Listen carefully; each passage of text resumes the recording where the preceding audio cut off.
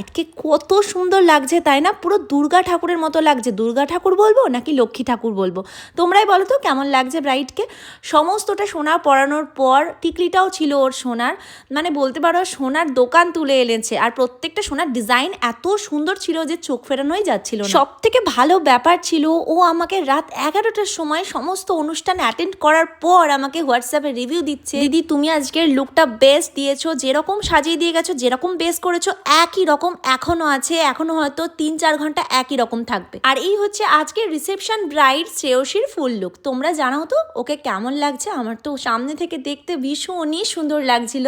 আর হ্যাঁ, মাথার ফুলগুলো আমি কৃষ্ণনগর থেকে নিয়েছিলাম, ও আমাকে আনতে দিয়েছিল, যেহেতু ওর কেনার একটু প্রবলেম ছিল সেহেতু আমি পছন্দ করে নিয়ে এসেছিলাম। সত্যি বলতে কোনো ব্রাইড যখন বলে তুমি তোমার মতন করে সাজাও দিদি, সেই সাজানোটা যেন সত্যি মনের মতন হয়। এবার বলো কেমন হয়েছে। ভীষণ ভালো লেগেছে। আমি